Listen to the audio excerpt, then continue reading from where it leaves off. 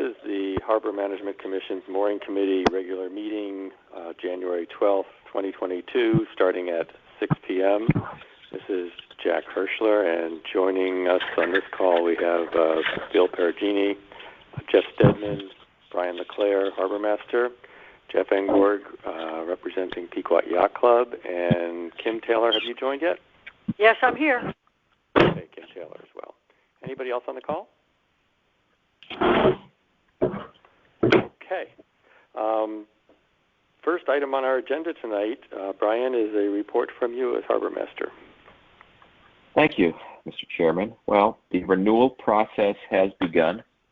One little glitch, two little glitches, actually three glitches, but overall, everything's under control. The system, despite our repeated requests, my repeated requests and assurances, sent out notices to the North Anchorage individuals that they should renew with me. Luckily, I had previously sent them 2 emails before January 1st telling these folks not to renew with me. A couple tried. It's been corrected now, and I sent another email after January 1st to them telling them Pequot is the one who's going to be doing your renewals, not us. So that's been resolved. I backed up, physically backed up the waiting list and the mooring list just before December 31st. There was a small glitch December 31st with 2 names that I think we have one of them resolved. I'm working on the other one right now. Right as of this morning, or as of last night, late last night, 24 folks had renewed their moorings already, fully renewed and have been accepted. 5 are partial renewals. We're missing things such as the updated registration for a new boat for one of the folks that was new last year. We're missing a couple of safe boating certificates. I think one may be payment. For the wait list renewal, 22 have been approved. Right now I know I have 3 vacancies. One because we had an extra spot coming into this that was vacant when I started, and there are 2 non-renewals. 2 gentlemen indicated they are not renewing their vessels this year. And that's basically where everything's going well. The system is working well. I like it. It's pretty easy. Most people have been able to upload documents. A few have had problems and have given them to me. I've just scanned them in myself and uploaded them. But things seem to be working well. Safe boating certificates are coming in. Most people do have them. A few, I know of 2 right now who took courses but never actually went too deep with their course certificates to get the safe boating certificate. And I've indicated to both of them that they do need a safe boating certificate from the state. Going to the course is not sufficient under the rules. And one gentleman, despite our several conversations, submitted his son's safe boating certificate. So I will be following up with him once again. One question I have for you, Brian, is about we had that one case that made a payment after the accidental offers of renewals to North Anchorage moorings. This is D6 mooring in the North Anchorage, and had paid $150. Do we have a resolution around refunding that money to that individual? Yeah, I'm coordinating with Betty about getting that process done. And I reached out to him telling him we were going to be doing that, coming up with a process to get his money back. Yeah. I mean, I know Jeff Engborg, you had suggested another alternative would be to just credit it for the club's obligation for the bulk permit, but I think the town is going to want us to disperse it to the payment in error, and they like to do it by paper check, so I think we should just go ahead and do it that way. Yeah. Okay. Luckily, we caught it before any more did that, so it's just the one, I think, like that. A little frustrating, despite the emails and phone calls I had with them, not to do exactly that. Absolutely. And that it would not happen. It happened anyways. But yeah. Well, I chatted briefly, this is Kim, with the Commodore at Pequot and apologized. And he said, I understand that this has been really a complicated, getting the 51 mooring, getting the bulk permit and changing the rules and all of that. He said it's unfortunate that it happened, but it's not a big deal. We'll deal with it. So, I mean, they were very accommodating and understood. And I'm not sure if then Jeff sent out another email, but, it is frustrating when Brian and Jack spend so much time. But the good news is we're dealing with people who are not put out by it. So. Right.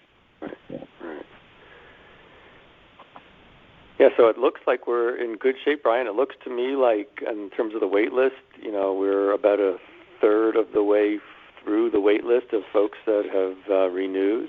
And with respect to renewal applications outside the North Anchorage moorings, we've already got 24 of them completed, so that's very good. We haven't even sent the first reminder out at the middle of January yet. That's coming up here in the next 12 days in. I was surprised how many I had January 1st when I opened my computer at 9 a.m., how many folks had done it already. Yeah. Waiting for boating season to start. I guess, right. Waiting for the ice to melt. That's right. Any other questions for Brian on his report? Okay, the next item on the agenda was just a discussion following up on our previous discussions about the south wall mooring string and the making sure that we're clear of the federal waters there. So the channel. And any update in terms of thinking about that? You had mentioned that we've got 2 non-renewal vacancies and 1 from before. So do we know how many boats we might need to move to not be intruding in the channel? And how we're going to handle that? Well, Jeff can, I guess, talk about this some more, but we know that at least 1 has to be removed as a result of the line of sight that the engineering department set up. And then Travis, the yacht club, had to remove that mooring ball that they put in for reference because of the concern about the icing. So I guess we have to go back and put. I'm sorry. No.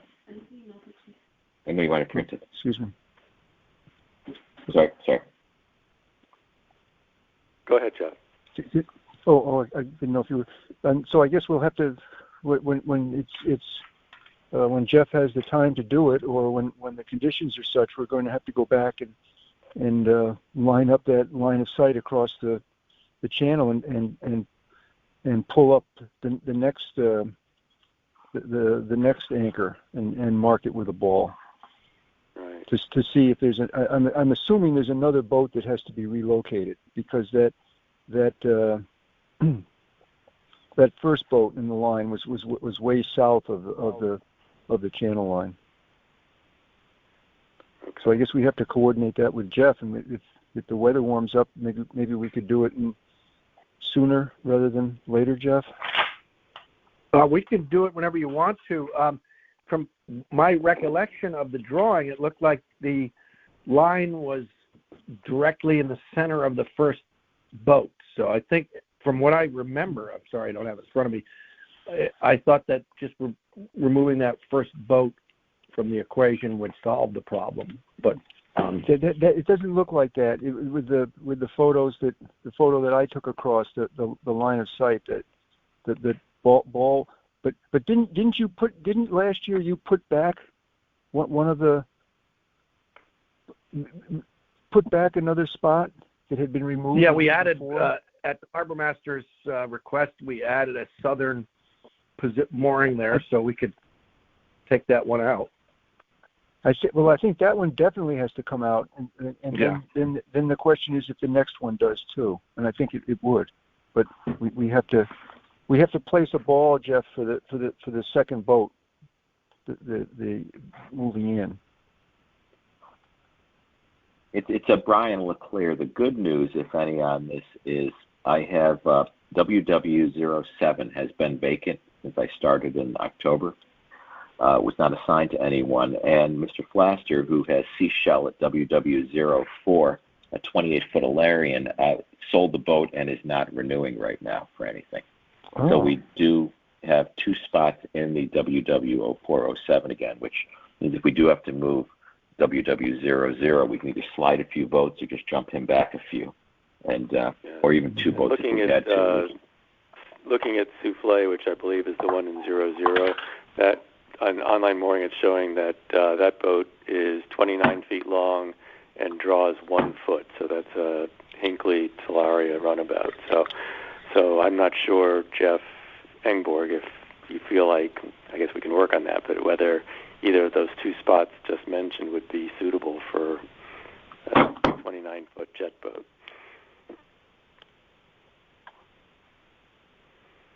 Yeah, there would be a beam concern on the blaster mooring. Yeah, it's a 9-foot beam on that boat. 9 foot. Okay. There's a couple other options that, Brian, we can talk about when it's convenient. Like there's a section between ship 84 and that other string that we might be able to add a position where put a boat there between the two, make the string continuous. There's also you mean a break where behind, because I know Henry, or Mr. French's boat rather, is behind me. I'm the last one on.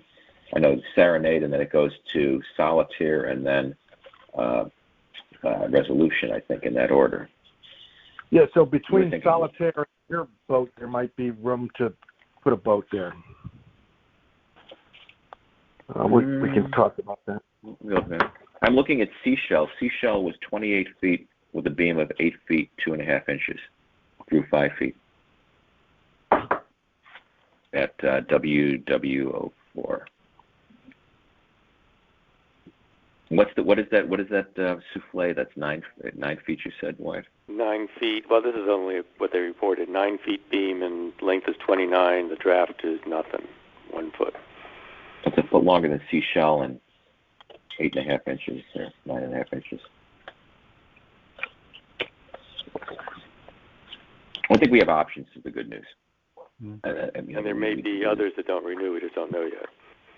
Correct. Should we try to the second boat? I don't remember the name of the second boat in that string to look up what that is or who the applicant is. Do you guys know what the name of that second boat is?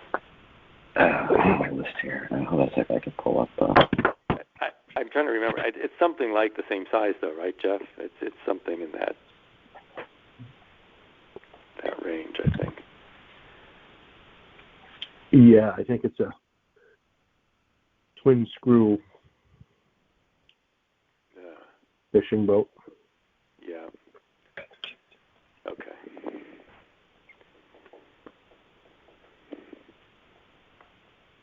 I think we're feeling, from what I just heard, we're feeling like the maximum we might have to find new homes for is 2, not 3. So. Jeff, would we be able to do this maybe at the end of this week or the beginning of next week to do another examination of the space with the? Sure, we can do whatever you guys want to do. Again, ice makes it a challenge to navigate from the club up to with our workboat to where that is. So if there's ice on the harbor, I think that would make it a little more of a challenge. Yeah. To break the ice, but if there's no ice, we can do it. It's supposed to be colder this weekend, I think. Another cold snap. So maybe just keep an eye on the weather, and we'll talk with you. And because all I could do what I did before is just take photographs along the line of sight, and if the ball is in the water, marking that second boat, then we would be able to judge, where it is. I think if we channel line. Take a closer look at those drawings that you have, the photos that you took, and because I can't remember if one of the photos, if we had 2 balls floating at that time or not. But It was just one ball, Jeff, at that time. Okay. Travis, he put it in right away after we had the discussion. It was very, very good. He put it in right that same day, and we were able to take those photographs. But he just put in one ball. okay. I can give you, Mr. Chairman, a little more info. It's Brian Leclerc. SWOO is souffle, which is not done it yet. Right. SW03 is Flubadub, a 28-foot power boat. That boat is no longer with us. It was scrapped, and I spoke to the owner. He has a much smaller boat he's thinking of putting in this year. He called me and said that he only has a 17-footer right now, and he's thinking he wanted to talk about options. And let me see who else I can look to see who was approved. Give me a second. Isn't that the would be space behind Mr. Goldstein's boat designated as SW01? Yeah, that looks like that's a 25-foot power boat. That was right now. It's a 25-foot power boat, Mr. McMahon's boat. Okay. Is in SW01. But this is Kim. Wouldn't if we have the two balls in the water out there instead of just one, we will be able to see pretty quickly how much space we have, right? I mean, it was great of Travis to put the one in. I mean, almost immediately. But if there was time and he could put two in, then we can see pretty clearly what the restrictions are. I would think. Yeah. Yes. I don't think I'm a little confused. So I don't think we need three in, do we? We just need the stern of the stern of 00, where it's used for 01, and then we need, I guess, the stern of SW01, just to be sure that we're not having a problem with the 02 boat, the third one. Well, isn't it really going to depend on what that second ball, where that second ball ends up? The second ball would be the stern of SW01, which is the second boat in that string nowadays. Right. But the big effort's going out there, and once since the moorings are already there and they're sunk and tied together, we might as well put 3 floats out there so we can definitely make sure. That would if be you're great. looking at that area.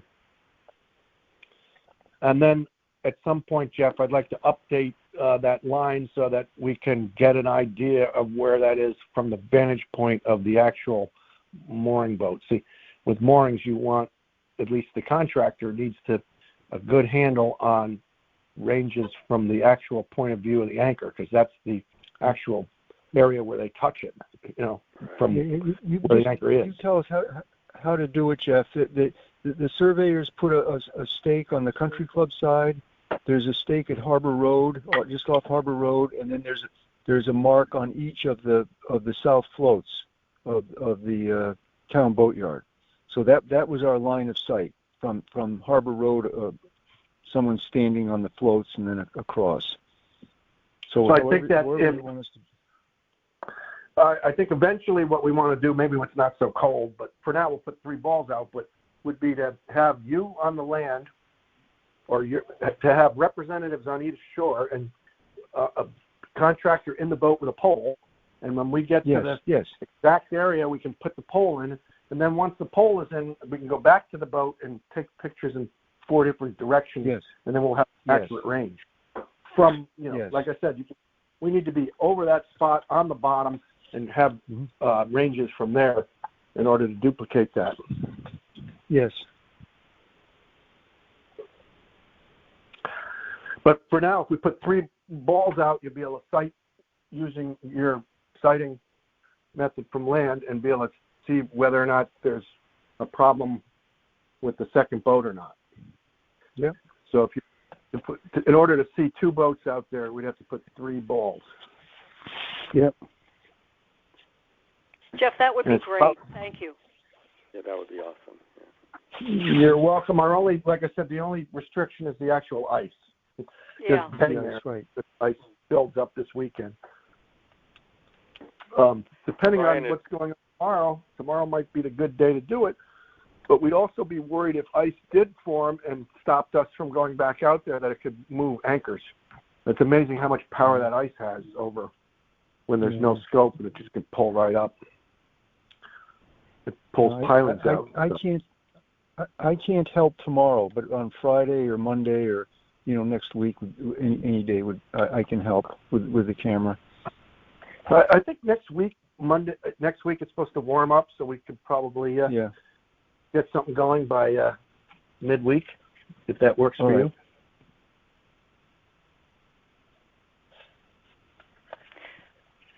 So Jeff, why don't you, Jeff Engborg, why don't you let us know if the weather is good, and we will rally a group. Yep. Oh, but if we do get a window, and we're a little worried because it looks like it was going to really get cold again this weekend. We wouldn't want to have the things iced up, but we could get there if we get a weather window and leave them out there. It's just, again, we don't want them to be out there through a bunch of tide cycles if there's a bunch of ice. Right. The ice can move anchors. Of course, we can always find them again if they don't go too far away because they have a big mooring wall. So, Brian, you're just letting the south wall first 2 or 3 moorings just pend if they apply right now? I'm going to let. I've not assigned anyone. I'm accepting, but we have not issued any of the actual stickers. That'll be a separate. In pending status. I mean, everyone is approved, but they will all at some point. If I have to move them, I'll just notify them that you've been approved, but you're now going to be at this location, which we can always do. I can always move boats if I need to. Yeah. So. All right. What are we missing? That was the extent of stuff I had on our formal agenda. Are there other issues or concerns that we should address tonight?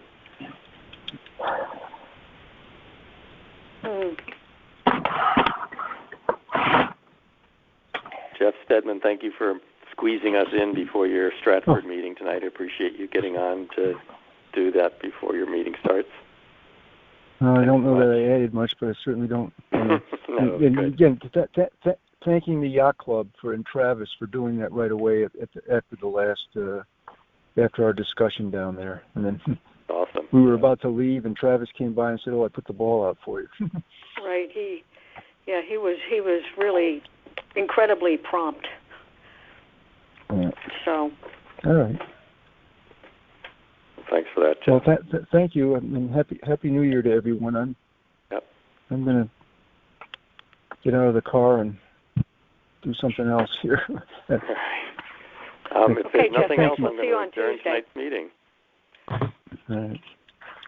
Talk to you later, and I'll send that material to you later tonight, Jack, that you asked for. All right. Okay, bye. I think we're adjourned. Excellent. Thank you. Thank you, everyone. Okay. All right. Thank you. All right. Good night. Take care. Yep. Bye-bye. All right.